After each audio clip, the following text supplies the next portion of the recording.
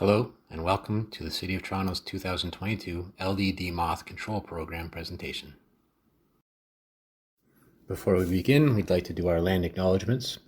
We acknowledge the land we are meeting on is the traditional territory of many nations, including the Mississaugas of the Credit, the Anishinaabeg, the Chippewa, the Haudenosaunee, and the Wendat peoples, and is now home to many diverse First Nations, Inuit, and Métis peoples. We also acknowledge that Toronto was covered by Treaty 13 with the Mississaugas of the Credit. The land acknowledgement for Scarborough. The land I am standing on today is the traditional territory of many nations, including the Mississaugas of the Credit, the Anishinaabeg, the Chippewa, the Haudenosaunee, and the Wendat peoples, and is now home to many diverse First Nations, Inuit, Métis peoples. I also acknowledge that Toronto is covered by Treaty 13, signed with the Mississaugas of the Credit, and the Williams Treaties, signed with multiple Mississaugas and Chippewa bands. A bit of a presentation overview before we get into things. We'll talk about Forest Healthcare, FHC, our group, and integrated pest management. Basically how we go about deciding what it is we're going to do, especially in the case for LDD moth. We'll focus on what is LDD moth, where did it come from. We'll look into the LDD moth in Toronto, history, current status, as well as how we determine hotspots. LDD moth control programs for 22, of course, with a big focus on the aerial spray we'll be conducting this year. We'll talk about the pesticides being used in the aerial spray and other options that are available out there. We'll talk about how to find out more info, and of course, we'll finish off with some questions. Basically, I'll just post some frequently asked questions on a slide and let you know how you can communicate with us if you have more questions. So Forest Healthcare and Integrated Pest Management. Who are we, our group, and what do we do? So we are a relatively small group. We call ourselves Forest Healthcare. We cover the entire city, monitoring and trying to mitigate all sorts of forest pathogen issues, not just LDD moth. First and foremost, we're not exterminators. Our group does not eliminate insects or pathogens because of nuisances or discomforts to people. Our mandate, Forest Healthcare provides and promotes insect, pest, and disease management programs within the City of Toronto that are environmentally, socially, and economically sound and are tree related. So lots of things obviously bother people, but we're looking at those big picture issues of established, introduced, or potential forest problems that could have a large-scale environmental impact on Toronto's tree canopy. Not necessarily on just one standalone tree or a couple. We're looking again at those big picture issues, large scale, all across the city. LDD moth is unfortunately just one aspect of this. Other issues that continue to be problematic or have been problematic in the past include emerald ash borer, EAB, Asian longhorn beetle, and Dutch elm disease, just to name a few. Integrated Pest Management, or IPM. This is just to give you an idea of how we view and interpret issues. It's really important to understand how this concept is used by Forest Healthcare, especially in relation to LDD moth and how we decide basically how to do things. So Integrated Pest Management, IPM, is an attempt to use a balance of control methods to maintain insect populations or pathogens, diseases, bacteria, that sort of thing, at or below tolerable, interchangeable here with the word threshold, and we'll talk about that later, levels. So tolerable in relation to trees and not people. Again, getting into this idea that we're looking at how things impact trees, not just what a person's tolerance is to having an insect around. IPM is a widely used method of dealing with tree issues and other agricultural issues as well. The overall intent is not to just eliminate problems by dousing them with pesticides, but to use a multifaceted approach to reduce problematic issues or discourage establishment of those issues in the beginning. So you can see here we have a couple of graphics on the slide. The circle here, we'll start with prevention. This is really key, especially when it comes to LDD moth. Simple things like just paying attention to what you're moving around, say firewood. Does it have egg masses on it? Are we planting trees or other types of plants that are a favored food source for LDD? These are simple things that we can do to start to, or at least try to prevent the establishment of LDD moth. Moving into monitoring. So LDD moth can't be eliminated at this point in our environment, but we still can try and anticipate those population rises and be prepared both on private and city-owned properties if you know what to look for. Again, looking for those egg masses. Threshold. In this case, this means that once LDD moth numbers or populations hit a certain level over a large enough area on a susceptible tree host, intervention may be required. This is that idea of where do we cross that line of tolerance or threshold. And this is where we're now at in certain parts of Toronto. Then comes in control. And again, we have a tiered approach to this, and you can see that other graphic, that pyramid, where the use of pesticides or chemical control, especially when you're using aerial sprays, is a last resort approach. We really have to exhaust other methods first, and we'll talk about some of those as we move through this presentation. It's really important to stress that the spraying of pesticides in an urban center like Toronto is not taken lightly, no matter how safe the product being used is. Careful study and data collection is necessary before making these plans, especially for an aerial spray which incorporates a lot of private properties. What is LDD moth? Of course, today's discussion is on LDD moth, formerly referred to as European gypsy moth, or even lately as spongy moth. Same bug, different name. The Latin or scientific name for this insect is Lymantria dispar dispar, which basically translates into destroyer and unequal. Destroyer is obvious for what it can do to trees, and unequal is in reference to the difference in appearance between the male and female moths. This insect, believe it or not, was actually brought to North America intentionally from Eastern Europe with the hope of creating a North American silk industry by crossing it with silkworms. That did not work, and the insect was released and is now well established across Eastern North America. Not being from North America, LDD moth has few predators or enemies here that keep its population in check. Some birds will feed on the adult moths, and mice will feed on cocoons, but not enough to keep LDD numbers low. Some natural parasites and diseases that control LDD moth have been introduced over time and are now naturalized in North America. These provide a level of natural control. There is a fungus called Entomophagum omega and a virus called nucleopolyhedrosis virus, or NPV, that is present in our environment and are strongly influential in the natural collapse of LDD populations. They tend to be weather dependent as well as volume dependent and really only kick in when populations of LDD are quite high. Both spread through the population in the caterpillar stage and turn the caterpillars into slimy, liquefied corpses, as you can see in the picture here on the slide. LDD moth has a large selection of food sources here. It can feed upon over 200 different types of plants and trees. Some species are preferred over others.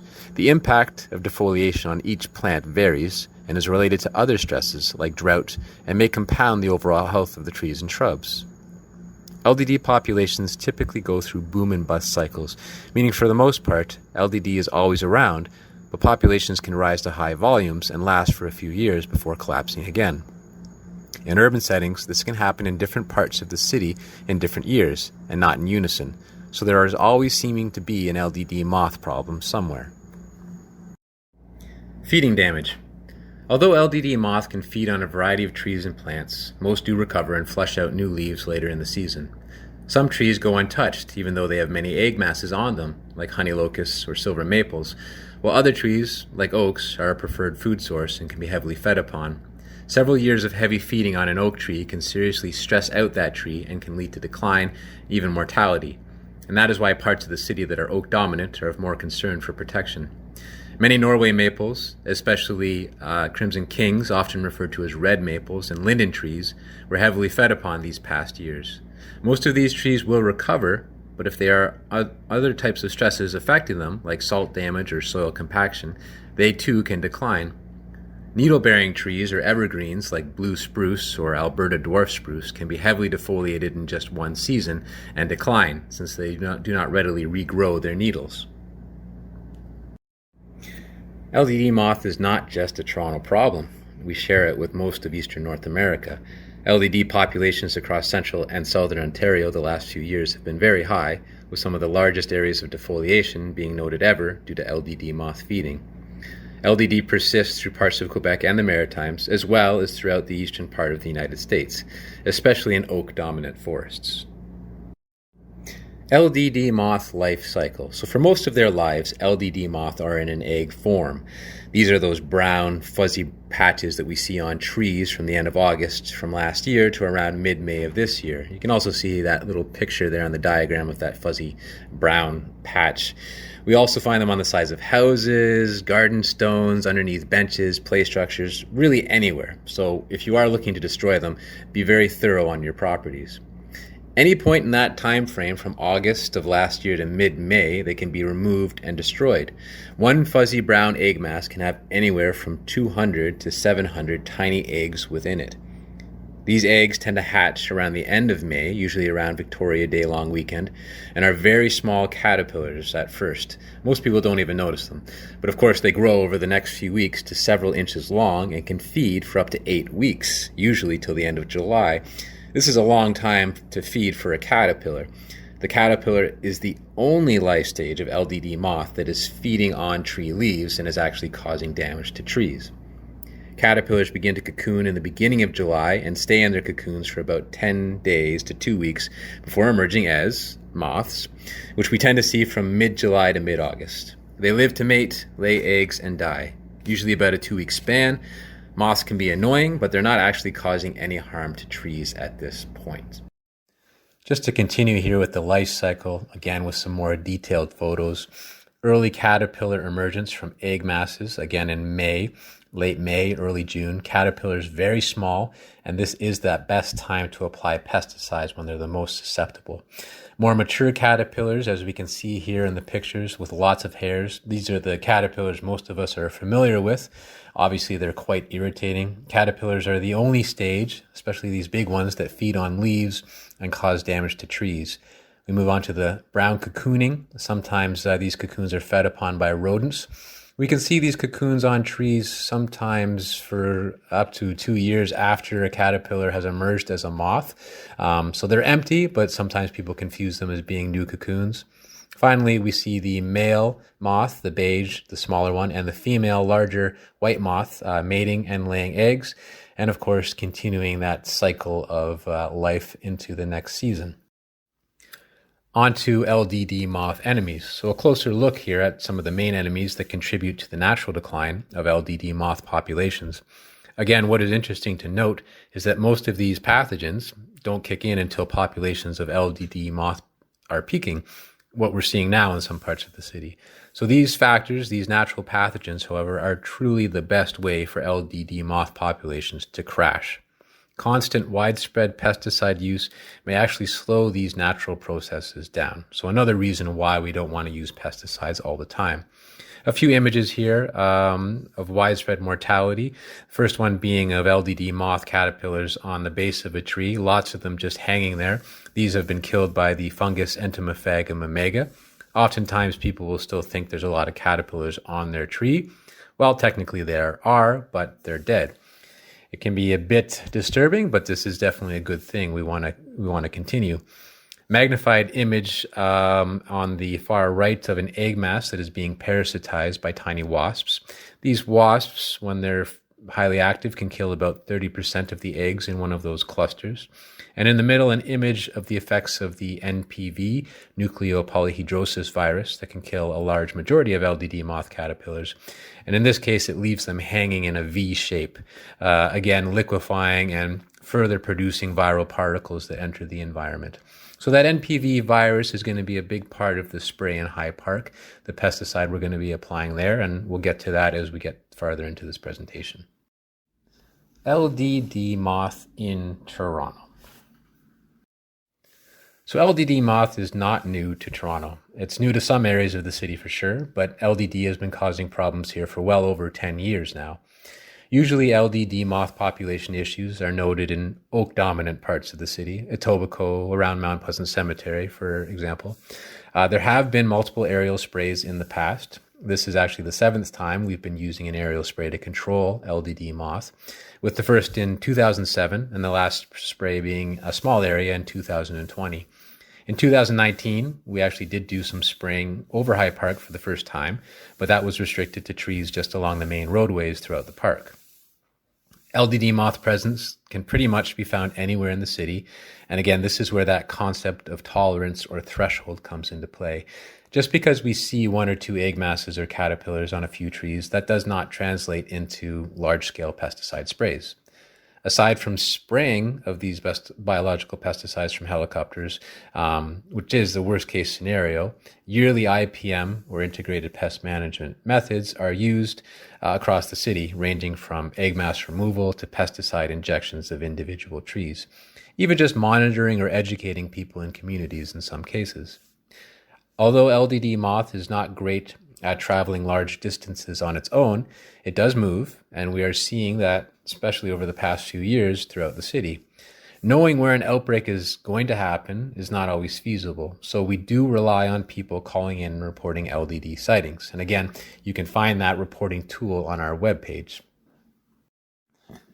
2021 surveys and calls. So next few slides here are going to show our process in terms of how we survey or have surveyed for LDD moth and how our timeline works for planning. Many people call in the middle of the season or during an outbreak and expect some form of immediate treatment or intervention. Unfortunately, planning for wide-scale treatments is done months in advance and is heavily reliant on data from the previous season. Pesticide treatments only have a narrow window of time to be effective, and that is usually before people even notice the caterpillars at all. In this slide on the screen here, the black dots all represent calls or reports from LDD moth during the 2021 summer season. This is just a small representation and was similar to many other areas of the city.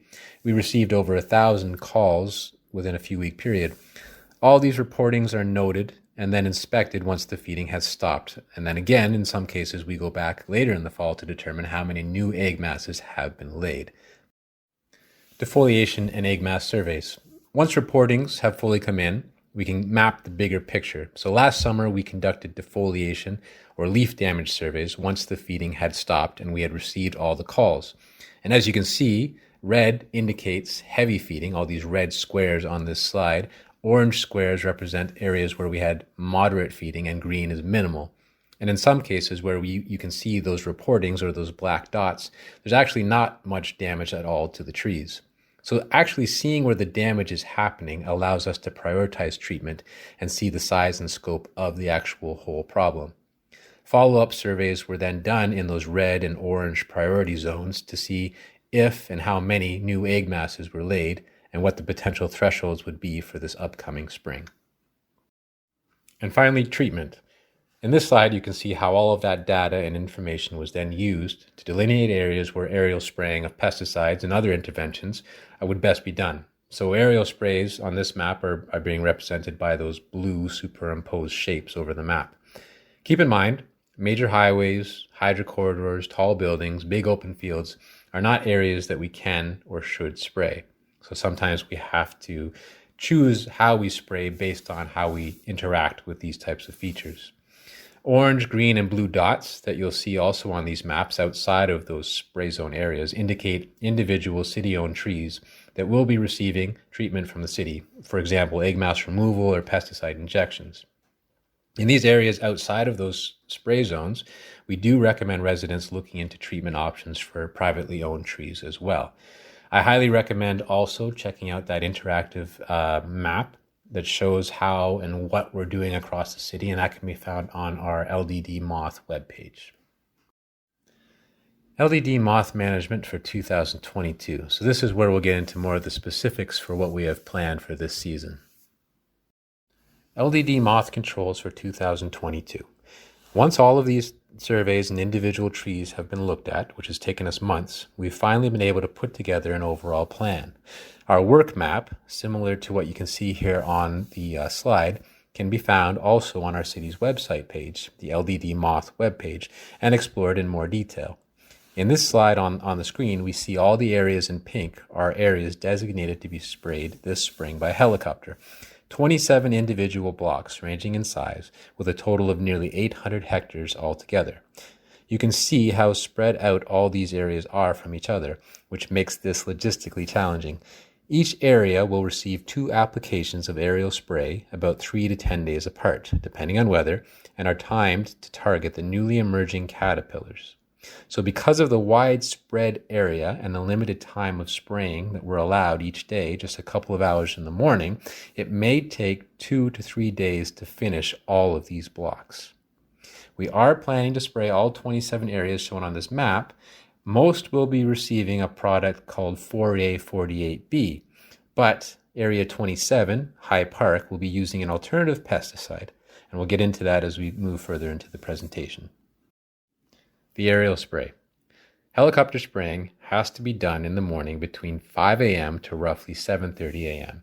and will most likely occur some point between mid-May to early June. Caterpillar hatching and leaf development are critical in the timing of this. The helicopter needs to fly low to the tree canopy and release a fine mist that will settle on the leaves and the ground below. That mist can take up to 15 minutes to settle, so we do not advise hanging outside in your backyard during that time period. You will most likely hear the helicopter as it passes, but it will only take a few minutes to move into and out of an area.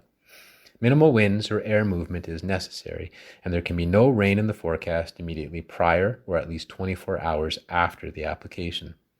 Timing can be tricky, and we do our best to post the anticipated spray dates 48 hours prior to spraying on our website and through an email subscription. But obviously this can be difficult. Cancellations will also be posted. It should be noted that within spray zones, both city and private trees will be receiving spraying.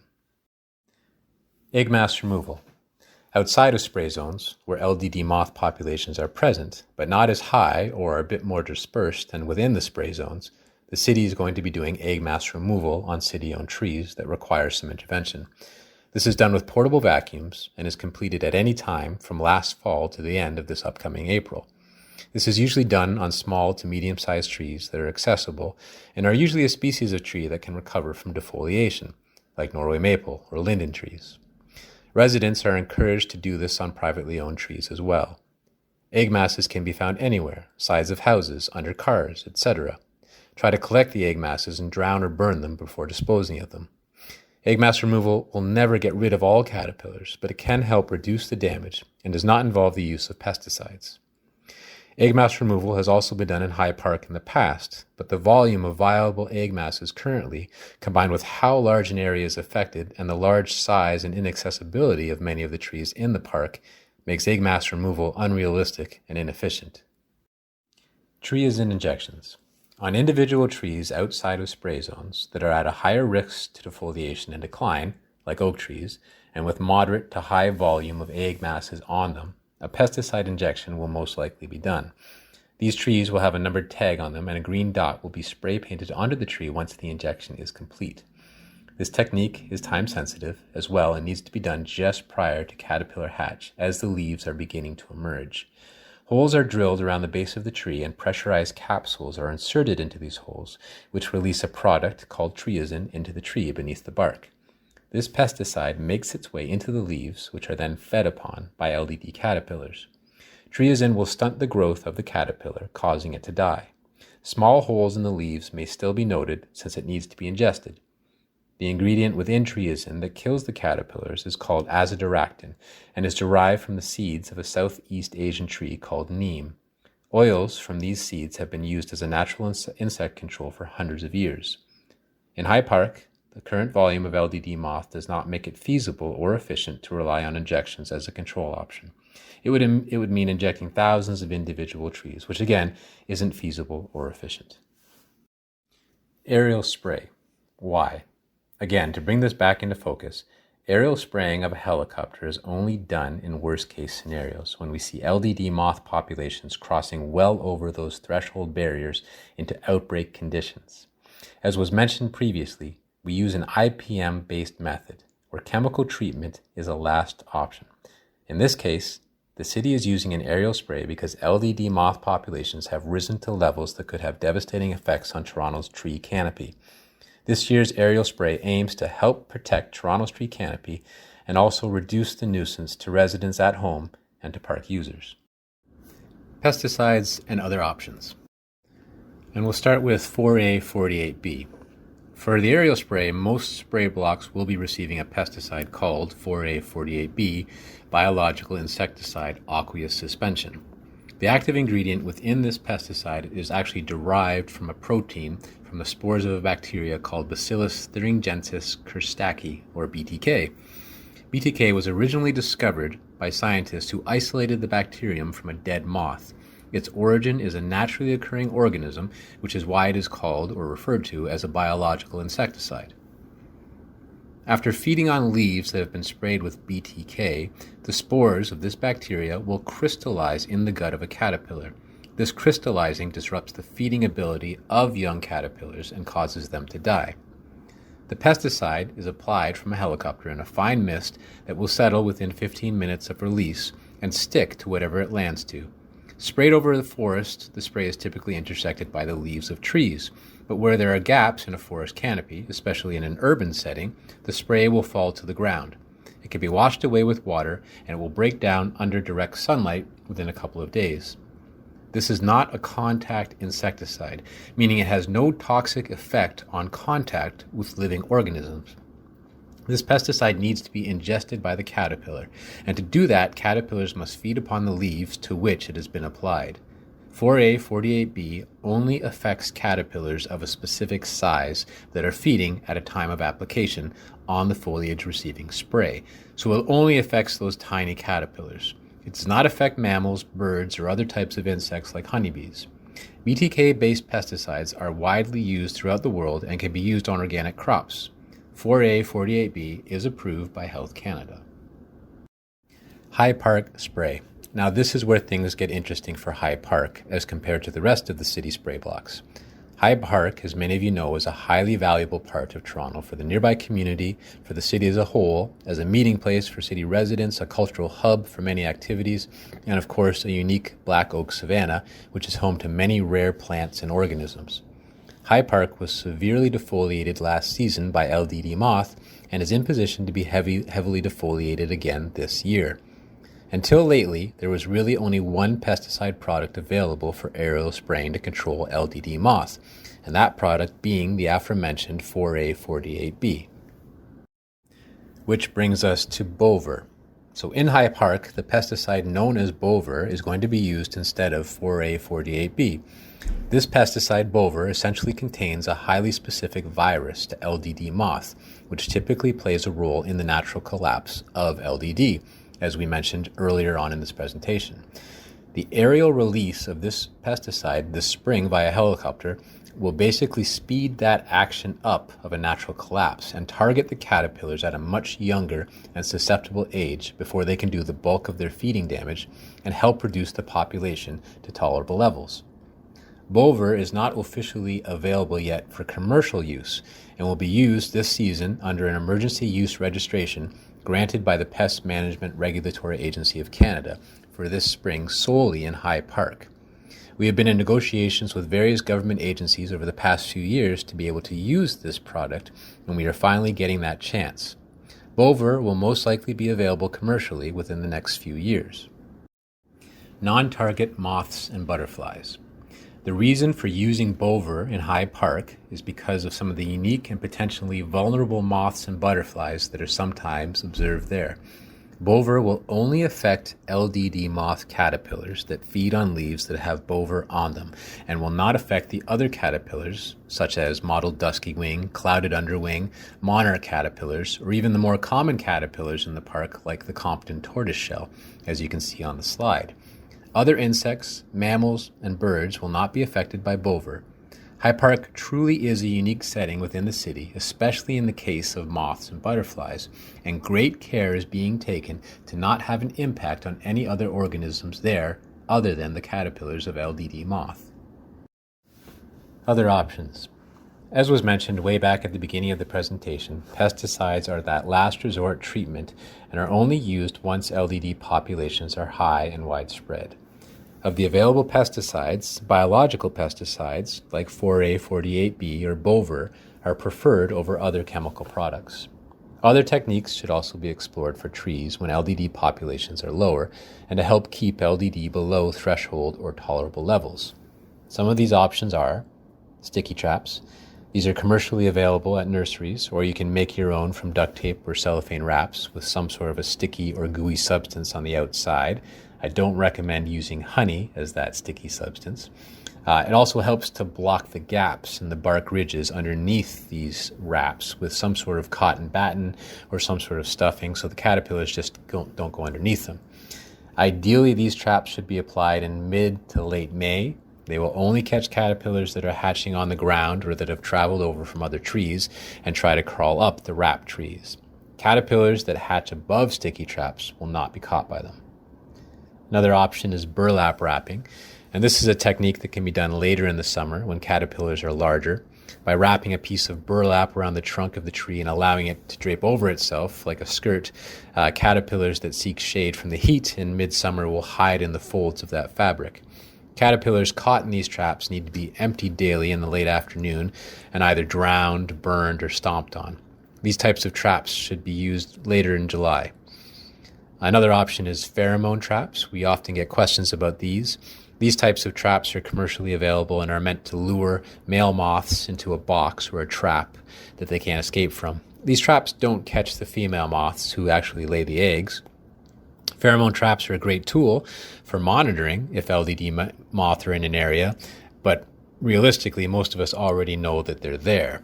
They're not a great trap for reducing the population, and in some cases, they lure more moths to a property, so we don't really recommend using these. For all of these traps that you may install on your own trees, we also recommend just paying attention and removing those traps once the season is done so that they don't end up causing damage to a tree or just basically blowing away. Also, some of the previously mentioned techniques like egg mass removal or pesticide injections can be done by residents as well. We recommend people hiring private tree companies to do the pesticide applications or injections. Resources. How to find out more. If you haven't been taking notes, pretty much everything that has already been mentioned is available on our webpage. We really do encourage you to use it as your source of information for the upcoming spray, as well as for other work being done for LDD moth control and techniques for residents on their own properties. www.toronto.ca/LDD moth, or just Google LDD moth Toronto, you should be able to find it. On the page, you will find background info, spray date windows as they become available, as well as our interactive work maps, the LDD moth reporting tool, where you can report new moth sightings, and that information will be used for future surveys. The email subscription sign-up will also be available through the webpage, and that will send you spray windows as they become available.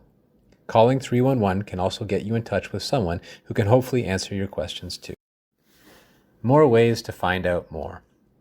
We have 3 official social media pages, and these should also have ongoing updates regarding the spray as well. Twitter.com/City of Toronto, Instagram.com/City of TO, and Facebook.com/City of TO. One last thing. Because of the complexity of this year's spray, there will be multiple days where a helicopter will be in the air, and you may note or receive on the web or by email notification that there is a spray alert. We highly recommend that you go to the interactive map on our LDD moth webpage, click on the spray block that you are concerned with, and see if that block is actually scheduled for a spray on that given day. Spray alerts by email and through the web will be for a broad area, and specific blocks may not receive a spray just because an alert is given. But all blocks will be receiving 2 sprays eventually. You can also note the color coding of the block on the interactive map to see at what stage it's at in terms of the spray process. And just to finish off with some frequently asked questions. So how do I know whether my neighborhood will be sprayed? Check the spray maps on the city's website, www.toronto.ca/LDD moth, or contact 311. When will the spray be taking place? Spray window is currently set for some point between May 16th to June 15th, 2022. There will be multiple days of spraying within that time frame. Spraying is weather dependent, can only be started in the right conditions, and alerts will be provided 48 hours prior to a spray being applied somewhere in the city. And that will be on the city's webpage, social media pages, and through email subscriptions. Again, best to check that interactive map on our webpage to see if a specific block is receiving spray on that given day. Should you stay inside? No special precautions are required. If you wish, you may remain indoors during the spray and for 30 minutes after spraying. Can the spray be removed? After the spray mist settles, half an hour or so after being sprayed, the product can be washed away with water. Soap does help. And are the pesticides safe? Research shows that 4A, 48B, and Bover pose minimal risk to human health when used as directed. Thanks for watching, everyone, and hopefully this answers some of your questions regarding this year's LDD moth control program.